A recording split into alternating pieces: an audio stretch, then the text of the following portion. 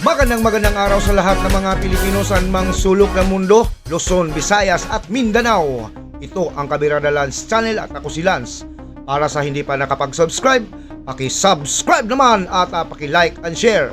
At kung meron kayong masasabi sa video ito, paki-comment at pag-usapan natin sa comment section para naman tayo magsama-sama panghabang buhay. Paki-hit ng notification bell at tayo magsama-sama forever. Okay, nandito na ang balita. Giging late. Anyway, bilang chairman po ng Committee on Human Rights, noon pa, nais naming imbitahan ang ating dating Pangulo to appear. Not a person na inaakusahan namin, kundi bigyan ng linaw talaga ang lahat ng mga bagay na ito. Particularly yung EJK. Pagkat binanggit naman ni Colonel Espinito at ng mga ibang mga kapulisan natin na talagang may EJK. Ngayon, kung halimbawa hindi makakadalo ang Pangulo, ine-expect namin siyang dumalo sapagkat sinabi naman niya sa media na if he is invited, ay darating siya. Kaya palagay ko sa akin po, walang pagdududa na he might come. Kung di siya tumating, meron pa po kaming mga witnesses na talagang magsasalita patungkol sa mga bagay na ito. Chair, dagdag ko lang po. Actually, yung invitation ng Presidente nung nakaraan pa yan, and to invite him once again in tomorrow's hearing is just normal, no? He's just one of the resource person that was invited in previous hearing. Now, kung question of preparations with regards to proceedings, I think yung preparation is still normal because we treat the former president as one of the resource person that will shed light on the issue of EJK. So wala pong magbabago. If ever he appears po tomorrow, ano po yung security na ipapatupad po natin, and will he get the first part of the hearings? Siya po ba muna yung pagsasalitain po natin? And what questions we will ask? First, question of security, that's not us but Sergeant at Arms in coordination with the PNP. Second, if he will be the first or the last or in the middle, sabi ko na nga, we will treat him as part of the resource person. So depende po yan sa mga members, no, na magtatanong. And third question of what are those questions, let us see tomorrow what will happen during the hearing. Dagdagan ko lang din, no, na of course we will afford him the courtesy due to a former president, no. Alam niyo naman dito sa Quadcom, irerespeto naman natin yung rights ng ating mga resource persons at ng ating mga witnesses. Taliwas diyan sa iniisip ng iba sa pagbabati ko sa amin na we do not daw respect the individual rights of our witnesses as well as our resource persons, no. Of course they have all the right, no, that we will extend to them kasi lalo na yan na dati pong Pangulo si former President Duterte, so definitely we will respect him as a person and respect his former office as the President of the Republic of the Philippines. Let me add, no, sa akin naman, more than asking any educated question, we would like to listen to his educated answer. Ibig sabihin, we're willing to listen. Di ba? I mean, for him to explain to us yung war on drugs, we're willing to listen. For him to explain to us why is it necessary on the war on drugs that more than 20,000 people were killed. We are willing to listen. Oo. We're willing to listen na sinabi niya several times na patayin ang mga drug pushers. For example, we're willing to listen kung bakit niya sinabi yan. We're willing to listen na yung kanya mga binanggit na pinapatay na involved din ang ilang mga pulis na gawin ang hindi dapat gawin. We're willing to listen. We're willing to listen to him. Nasabihin niya, nagkaroon ba ng due process? bilang chairman ng Committee on Human Rights, what I'm concerned about ito, nagkaroon pa ng due process. Nagkaroon ba ng tinatawag natin sa konstitusyon na binigyan ng pagkakataon kahit mga suspect yan na hindi natin binibilang na mga kriminal unless proven guilty. Bilang ang ating dating Pangulo ay piskal. Naniniwala po siya sa due process. Naniniwala po siya na dapat bigyan ng pagkakataon ang mga suspect kahit mga drug lord pa yan. We're willing to listen. We're willing to listen kung bakit more than 7,000 ang mga pinatayan ng mga drug pushers na mga maliliit. Pero yung mga malalaking drug lords, buhay pa hanggang ngayon. That is what we would like to know. Ay sir, sorry, follow-up lang. Kasi sa mga social media feed or post po ng mga supporters ng Duterte camp, his attendance may lead to contempt. Yung pong respect that the Quadcom will accord the former president, is that enough assurance for him not to be contempt? I cannot, the committee personally, I cannot assure that. It's up to him to be present tomorrow, and it's up to his answers and his actuation during the hearing. So, for me, sabi ko na nga, hindi ko pwedeng pangunahan ng dating Pangulo. Oh, let us see what will happen tomorrow. But one thing for sure, we will afford him the due courtesy, his office should be afforded. Sir? Sir? Sir? Sir? Sorry. Sir, Ayan, go ahead. sir, follow-up ko lang yung sa mga Chinese na may title. Napanood po natin yun. Kaya sana po hindi po natin alam kung ano ang nasa isip ni Vice President Sara at yun man lang sabihin mo na uukayin mo yung tatay at itatapon mo sa West Philippine Sea. Ako po isang nasaktan bilang anak. Kung ako po si Senator Amy Marcos, sinabi sa tatay ko yon, palagay ko, hindi na po kami pwedeng magkita at mag-usap sa panahon na yon. Sasabihin ko, ibang klase na to, ibang usapan na to. So, sana po walang ganyang usapan. At yung ganyang naririnig kong mga salita, salita pag umiinom sa kanto, sa barangay, paglasing na, biruan lang yun, di ba? Pero walang ganyang, parang wala pong ganyan. Medyo, ako po, honestly, after yung press conference niya, meron po, nasa palasyo po ako, birthday po ni E.S. Bersamin. Pero gusto kong sabihin sa presidente, pero hindi ko po nasabi. Kasi baka ayaw po niyang marinig yun. Pero deep inside in my heart, ako po talaga nasaktan doon sa sinabi niya. Because I'm also, anak po ako eh. Hindi na po ako makakakita ng tatay. Isa lang po ang tatay ko. Tapos sasabihin po sa tatay ko yun, nuukayin niya at itatapon niya. Ay, palagay ko napakasakit po noon.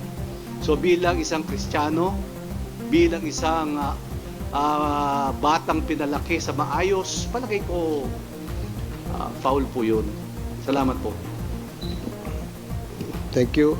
I would like to acknowledge also the presence of the chairman of the Committee on Human Rights, our co-chair sa Quadcom, Congressman Benny Abante. And, Good morning. Mr. Chair, in addition to that, na sinabi po ni SDS, alam nyo, kahit pagbalik-balik na din natin ang mundo, yung ating pong former president, si Ferdinand Marcos Sr., malaki po nagawa niya sa bansang Pilipinas. Kahit sabihin na natin na inakusahan siya na diktador at napatalsik siya ng ating pong mga kababayan.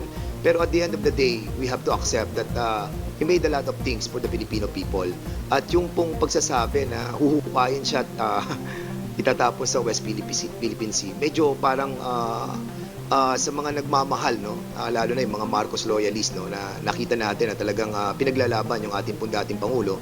Napakasakit po nun. And we have to be careful with our statements, kasi hahabulin tayo ng panahon at pagkakataon. Like for example, yung ginagawa po na statements ng ating pong dating Pangulo, si Rodrigo Roa Duterte, ngayon hinahabol na po siya ng sitwasyon. We hope that this will not happen to the Vice President. But definitely, somebody might file a case against her. At nobody can prevent that dahil nga wala namang immunity ang ating pong Vice President. Masakit po yung mga ganitong klaseng salita na hindi naman po dapat nasabihin na nanggaling sa isang opisyal ng ating bansa. Sir, clarification on the invitation kay former President Duterte. 18 pa po yun, October 18, yung reiteration ng invitation ninyo. Meron na po bang feedback from the PNP kung na-deliver man lang po doon sa bahay itong, at may nag-receive nitong invitation? And second question, kung meron ding reiteration ng invitation kina Senator Bongo and Senator De La Rosa? Well, kasi dun sa previous invitation that we sent, I think, kundi nga ako nagkakamali, during the second or third Quadcom hearing yon, open-ended yon until we conduct these hearings. Open invitation po yung aming invitation. We only had to reiterate kasi para matagal-tagal na rin yun. This is already the 9th and going to be the 10th hearing of the joint committee hearing. So that's why we had to send and reiterate the invitation. Pero I understand, may sulat din po kayo kay CIDG Chief Yes, we to did. ensure na may magre-receive, may feedback na po. As we speak, wala pa kaming nakukuhang feedback. But we had to course it through the PNP kasi sila ho yung nakakalam ng address doon sa area. And we always do that naman every time we send out invitations to personalities outside of Metro Manila. Ako, magandang umaga po. Habol ko lang po, hingi lang po na reaction dun sa parallel investigation na gagawin ng Senate dun sa EJK tsaka drug war.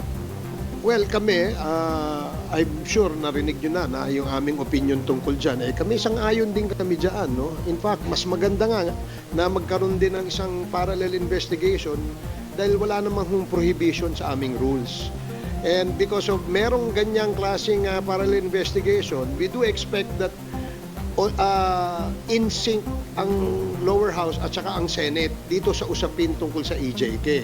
We really have to come up with a law, no, para matigil at hindi na mangyari po itong mga ganitong klaseng extrajudicial killings. Now, my opinion, I'm sure may colleagues here, may co-chairs, meron din silang sariling opinion. Opinion ko, kung merong ang Senate, meron din ang House, ba't hindi na lang natin pag-isahin, parang BICAP. Ang dating, isang joint committee hearing, nandyan ang Kongreso, nandyan ang Senado, at nandyan yung ating investigation. No? I think, mas malawak, mas komprehensibo, at syempre, mas maraming mga intelligent questions na maitatanong ang mga membro nitong committee ito. So it has to be some sort of a joint, every time may SONA, di ba? Meron tayong joint session. Ito, ganun din gawin natin. Mas maganda sa tingin ko. I don't know. Sa tingin ko, priority ito ng mga mambabatas Kaya kung uunahin nila yung personal na interes sa pamamagitan ng pagsabi na may kampanya kasi kaya wala sila, isa sa kanilang mandato at obligasyon ay itong ating ginagawang conducting an investigation in aid of legislation. Yan po ang aming trabaho. Yung produkto ng aming komite ay pinag-aaralan at pinag-iisipan po yan. Saka lalo na Mr. Chairman, para mapabilis. Remember, 2 weeks ago, nag-file kami ng 2 bill. No? Yung pong declaring EJK as a heinous crime at yung isa ng pag-stop ng POGO. Now, kung hindi magiging sinking yung upper and lower house, pagdating sa ganitong klase ng investigation at bills na pinal natin, by December ang order ng Presidente tigil. Kung hindi natin mag-aaprubahan yung POGO bill na we filed together with the upper house, mababaliwala po yung ating pong ginawang submission or filing of that two bills. Mas maganda po para mapabilis po yung ating pong kilos ay magsama na po ang Senado at ang Kongreso. Habol ko lang po. By the way, ipopropose pa namin yan kung ano ang masasabi ng ating Senate President at saka ng ating Speaker of the House. No? It was just an idea na tinitingnan natin kasi para masabi na impartial itong investigation na to dahil tayong lahat, bawat Pilipino ay naniniwala na kinukundina natin ang mga pagpatay. Wala po siguro magsasabi dito na natutuwa sila mayroong pinapatay, di ba? So dahil nga ganito kalawak itong usapin na ito at itong usapin na ito ay isang usapin of national importance. Therefore, ang Kongreso, ang Senado at ang lower house ay dapat magtipon para talakayin itong usapin na ito at gumawa ng solusyon nang sa ganon ay hindi na maulit ito. Habol ko lang po, ibabalik ko lang ng konti doon sa kanina. Bukod po ba doon sa pagbili ng lupa, meron po bang ginamitan ng ibang peking birth certificate para makakuha halimbawa ng gun license tsaka ng driver's license? May ganun po bang nakita yung Quadcom? Hello, lahat po. It all started with LCR and PSA. Pag may PSA na po, papasok na po yung LTO. Lahat na, and that includes passports. So, lahat ng mga government IDs and passports, doon talaga nagsimula doon sa LCR at saka sa PSA. So meron pong na-discover na ginamit yung pagkuha ng gun license, ginamit yung peking birth certificate? I think sa case ni Tony Yang. Kay Tony Yang.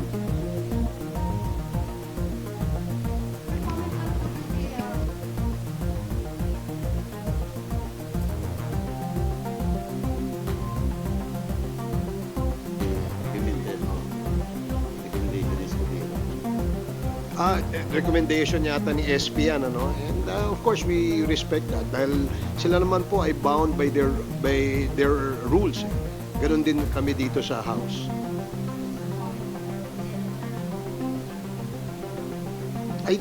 Well, kasi hindi pwedeng siguro, naisip nila na hindi pwedeng si Senator Bato because he's being implicated, no?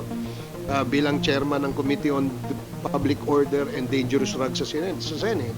That's why siguro naisip ni SP na ilagay sa Blue Ribbon at si Senator Coco Pimentel magdi-lead.